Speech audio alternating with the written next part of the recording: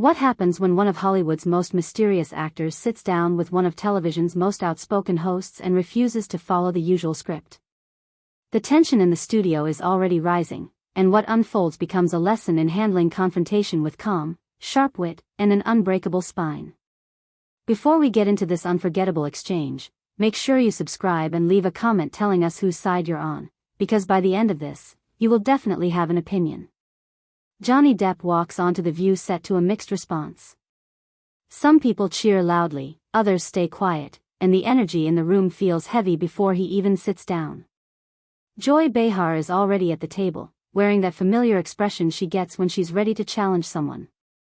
The kind of look that suggests she has already decided the direction of the conversation. Depp takes his seat, offers a polite nod to the panel, and you can see it clearly in his eyes. He knows exactly what kind of interview this is going to be. Joy doesn't waste a second.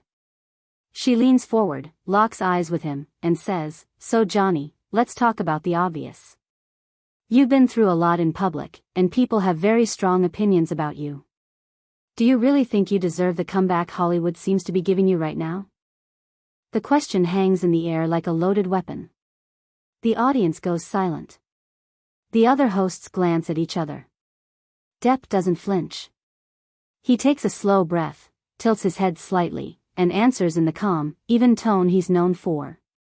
"Joy, I appreciate you asking, but I think the question itself is flawed. I'm not searching for redemption, and I'm definitely not asking Hollywood or anyone else for permission to exist.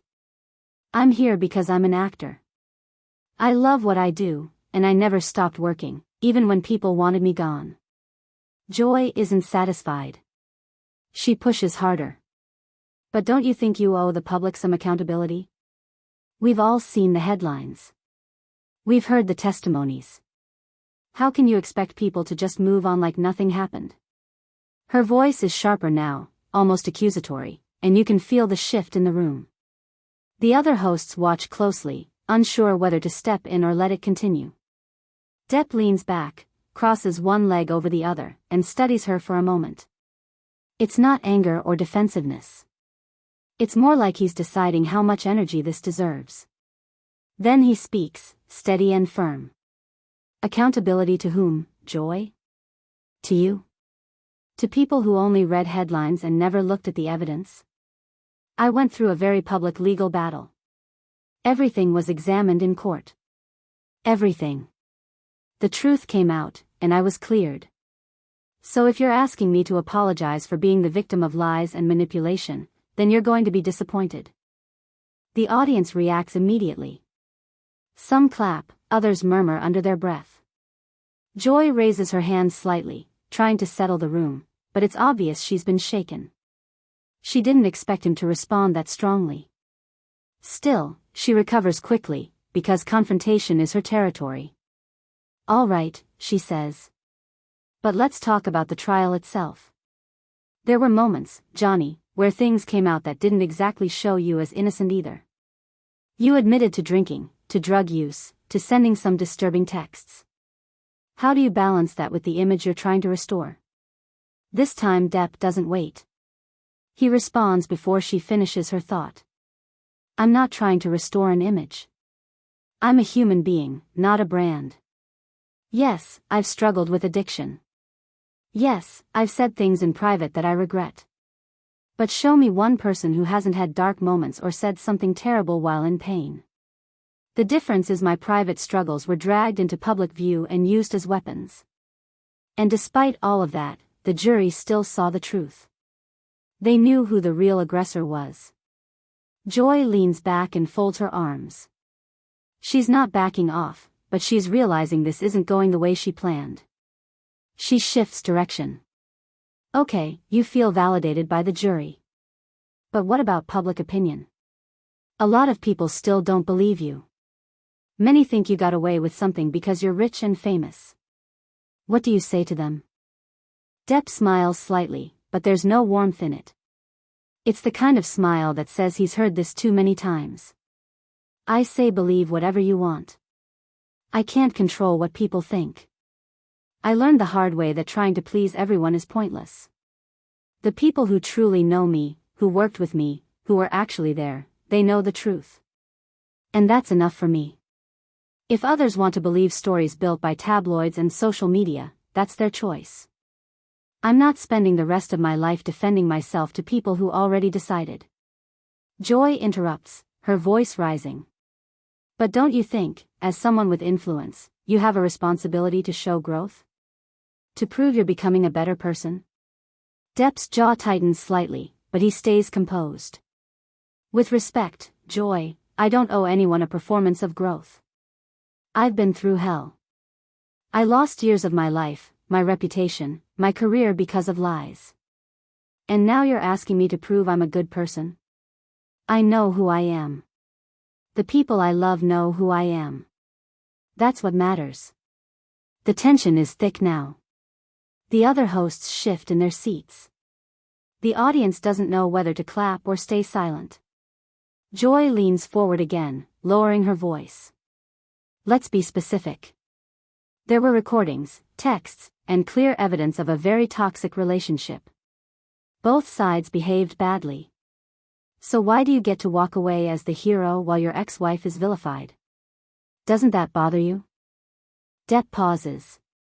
This is the moment where he could lose control, but he doesn't. He speaks slowly and clearly. I never asked to be a hero, Joy. And I never asked for anyone to be vilified. What happened between us was private until it was made public by someone else.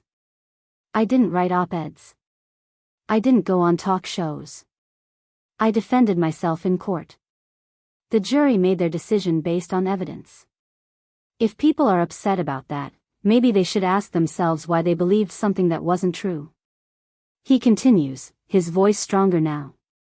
You want to talk about fairness? Let's talk about fairness. I lost jobs. I was removed from roles before any trial happened. I was guilty in the public eye the moment the accusation was made. Where was fairness then? Where was innocent until proven guilty? I fought for years just to tell my side. And even now, people like you question whether I deserve to work. So forgive me if I'm not sorry the truth came out. The studio is silent. Joy stares at him, thinking. The other hosts look frozen. Depp sits calmly, waiting. Joy finally speaks, her tone less aggressive, more careful. Do you think the Me Too movement got it wrong in your case? Because that's what it sounds like. Depp answers without dodging. The Me Too movement is important. It gave voices to people who were ignored for too long. I support that fully. But I don't support abandoning truth or due process. False accusations do happen. They're rare, but when they happen, they hurt everyone. They damage real victims and destroy innocent lives. My case wasn't about attacking a movement.